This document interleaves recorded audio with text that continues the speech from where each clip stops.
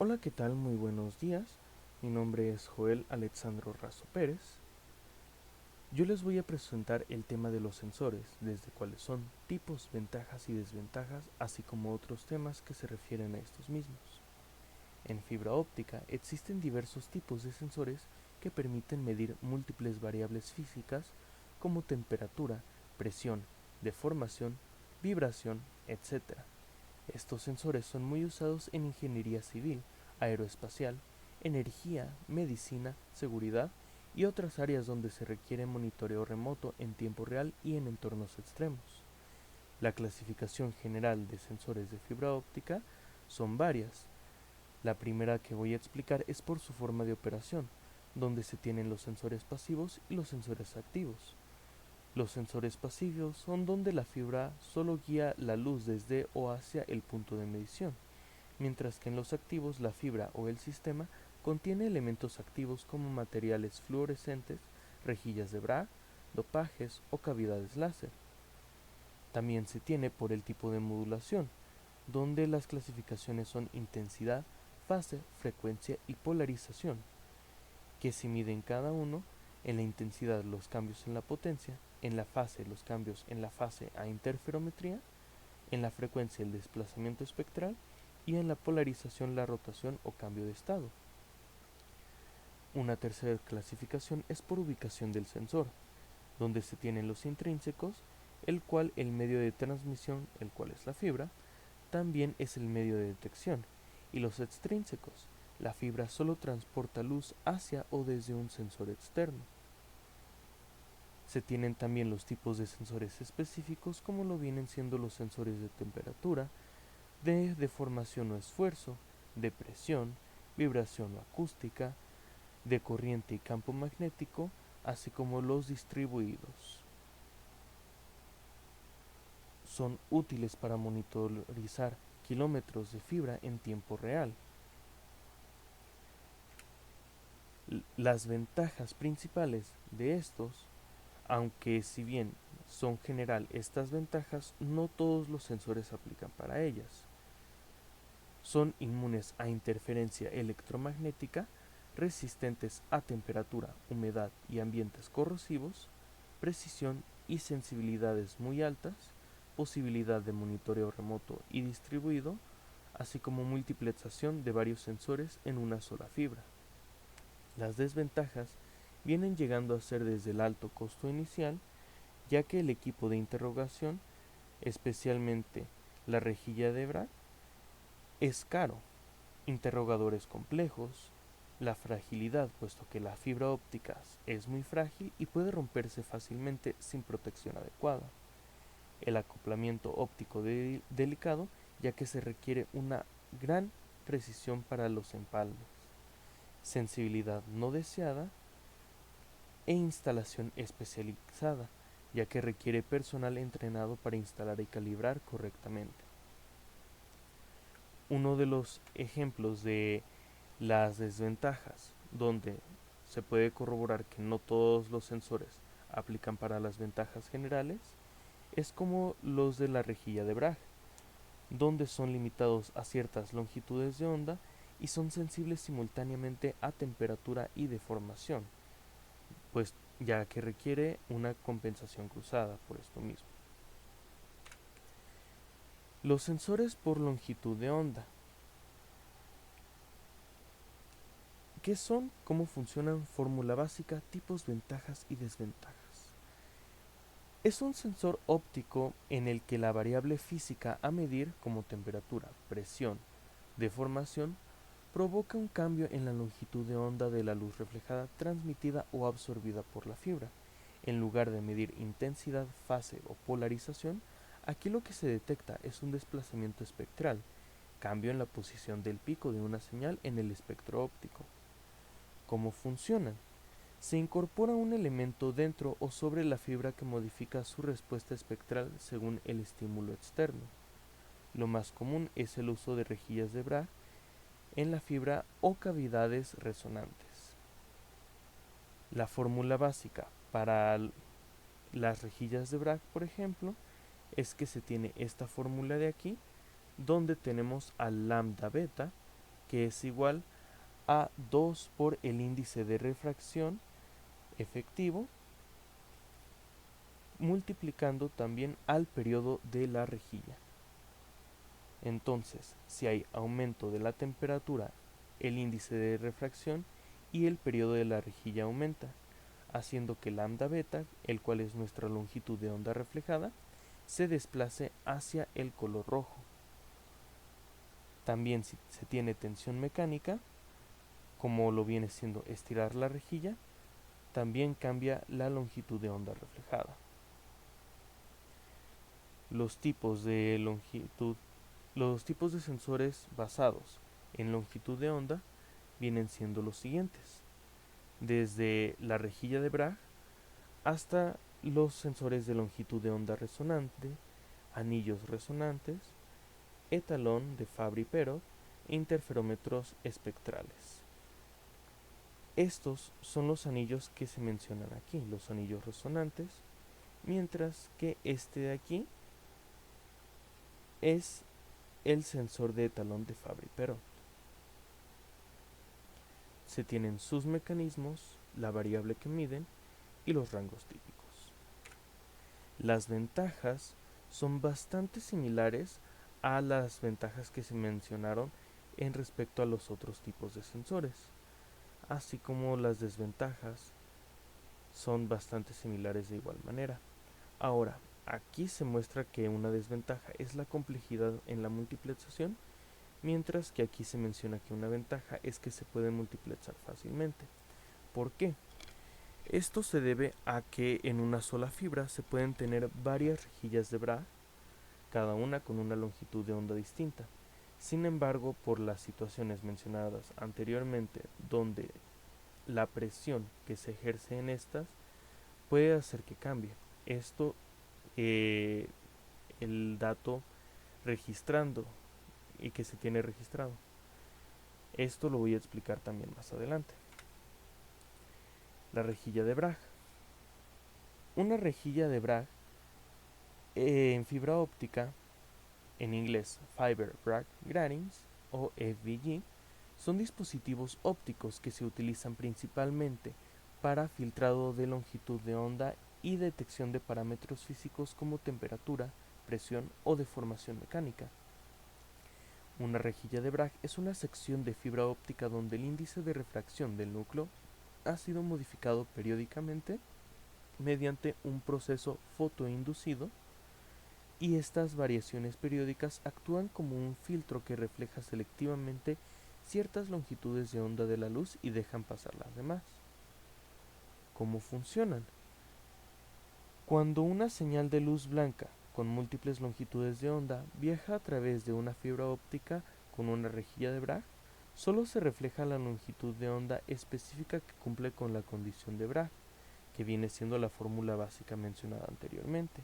Lambda beta es igual a 2 por el índice de refracción, que también se multiplica por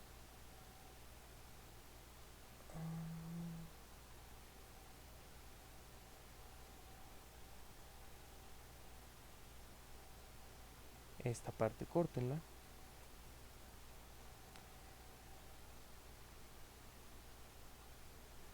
¿Cómo funciona? Cuando una señal de luz blanca con múltiples longitudes de onda viaja a través de una fibra óptica con una rejilla de Bragg, solo se refleja la longitud de onda específica que cumple con la condición de Bragg. Lambda beta es igual a 2 por el índice de refracción, que se multiplica también por el periodo de la rejilla. Las demás longitudes de onda pasan a través de la rejilla sin ser reflejadas. Las aplicaciones que se pueden tener vienen siendo desde el sensado y monitoreo estructural, ya que las rejillas de Bragg cambian su longitud de onda reflejada si la fibra se estira, comprime o cambia de temperatura.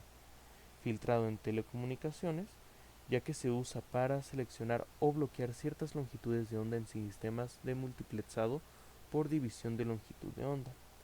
Estabilización de láseres, ya que las rejillas se pueden usar como reflejo óptico dentro de un láser para mantener una frecuencia estable.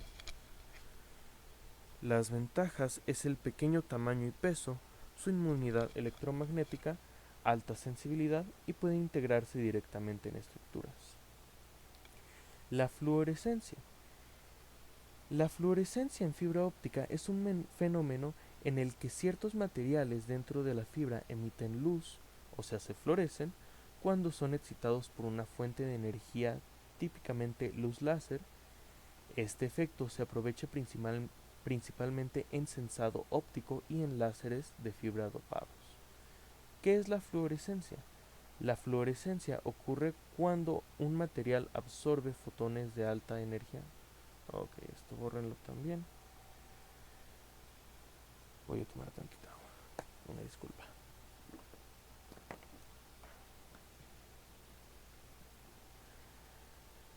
La fluorescencia en fibra óptica es un fenómeno en el que ciertos materiales dentro de la fibra emiten luz, o sea, se fluorescen, cuando son excitados por una fuente de energía, típicamente luz láser. Este efecto se aprovecha principalmente en sensado óptico y en láseres de fibra dopados. Esto ocurre cuando un material absorbe fotones de alta energía, por ejemplo luz ultravioleta, y luego reemite fotones de menor energía, mayor longitud de onda, normalmente en el espectro visible o infrarrojo. ¿Cómo sucede? En fibra óptica esto sucede cuando el núcleo de la fibra está dopado con elementos raros como lo vienen siendo el herbio, iterbio y tulio. Estos iones tienen niveles de energía específicos que permiten absorber y emitir la luz. Por ejemplo, una fibra dopada con herbio se excita con un láser de bombeo a 980 nanómetros. El herbio absorbe esa energía y luego fluoresce emitiendo luz en torno a los 1550 nanómetros, que es una longitud de onda clave para telecomunicaciones.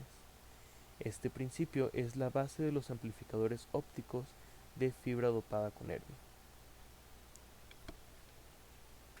Las aplicaciones principales, como lo vienen siendo de los sensores fluorescentes, detectan gases, pH, presión, temperatura, etc., metiendo cambios en la intensidad o el tiempo de vida en la fluorescencia, como viene siendo el ejemplo de los sensores biomédicos o industriales. También en láseres de fibra, ya que al ser inducida por bombeo láser genera la emisión coherente que se usa en láseres de fibra. Y para monitoreo ambiental, algunos dispositivos detectan la presencia de contaminantes mediante la fluorescencia inducida en fibras ópticas recubiertas con materiales sensibles. ¿Cómo se mide? Se suele observar la intensidad de la fluorescencia, el espectro de emisión y luego el tiempo de vida de la fluorescencia, el tiempo que tarda en decaer. Estos parámetros cambian si el entorno físico o químico cambia, lo que permite su uso como un sensor. Ahora vamos a hablar de la polarización.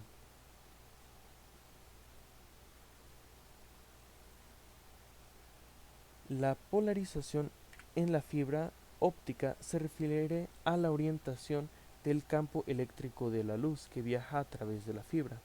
Aunque la luz es una onda electromagnética transversal, es decir, su campo eléctrico y magnético oscilan perpendicularmente a la dirección de propagación, en fibras ópticas la polarización puede cambiar a lo largo de la propagación debido a diversas perturbaciones. La luz polarizada tiene su campo eléctrico oscilando en una dirección específica y existen diferentes estados de polarización, como lo viene siendo lineal, el cual el campo eléctrico vibra en una sola dirección, circular y elíptica. ¿Qué pasa en la fibra? En una fibra óptica común, la luz entra con cierto estado de polarización y a lo largo de la fibra factores como tensión mecánica, curvaturas, variaciones de temperatura o imperfecciones geométricas pueden cambiar ese estado donde la luz sufre birefringencia y la polarización se distorsiona.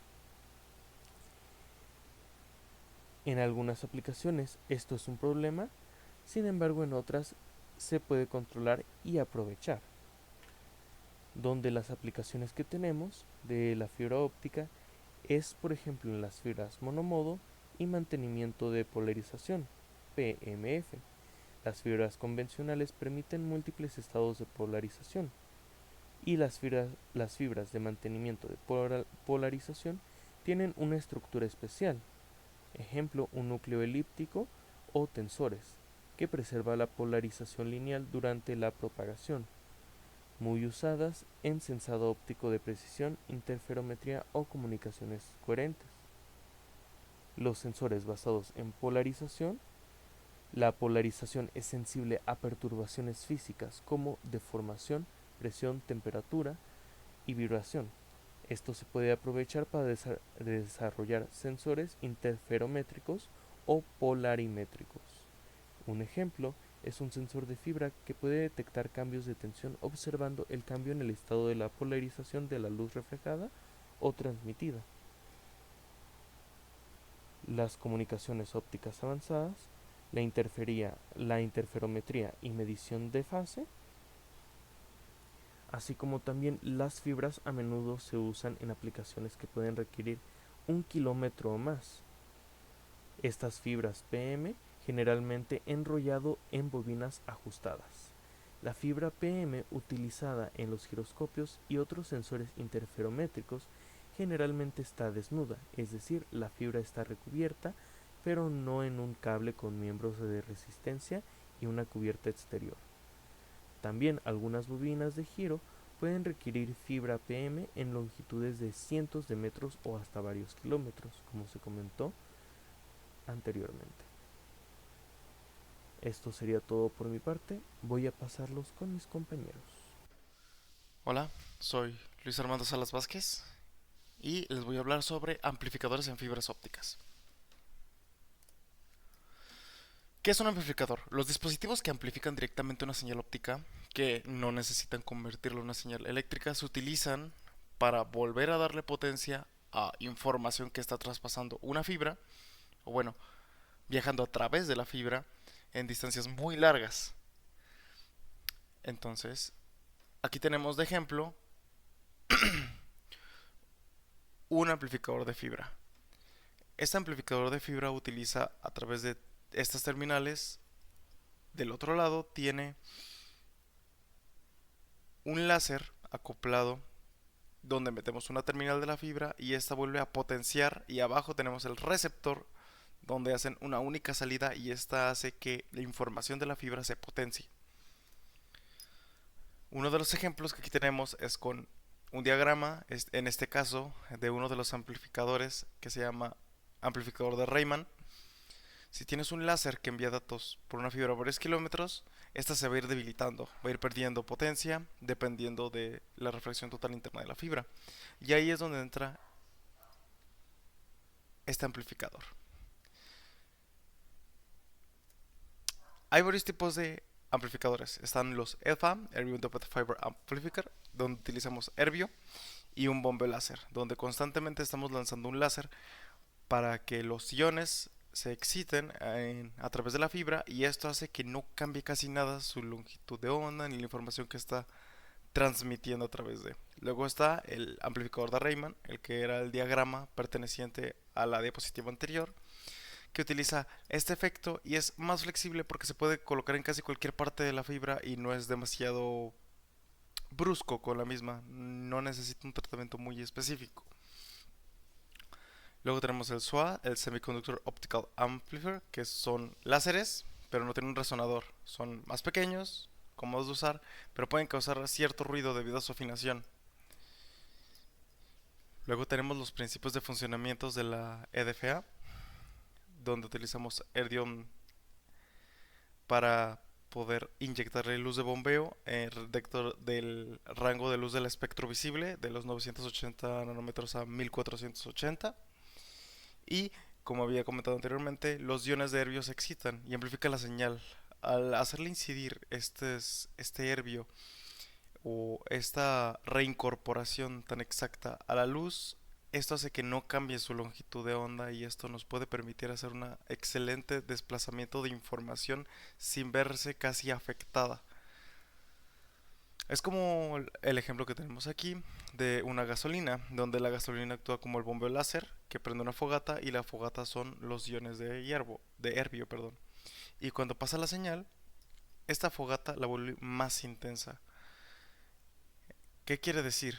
Que por ejemplo tenemos una información pasando a través de en forma de luz, a través de la fibra óptica, y entonces nosotros en alguna parte del camino donde ya esté perdiendo señal le hacemos incidir otro apoyo, otra luz que hace que solamente se exciten la información que ya estamos mandando para que vuelva a retomar su camino con más fuerza.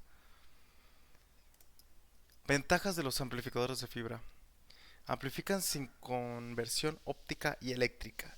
Y en efecto, aquí no necesitamos hacer una conversión de volverla a transformarla de óptica a una señal eléctrica y de la eléctrica a otro tipo de señal para poder leerla.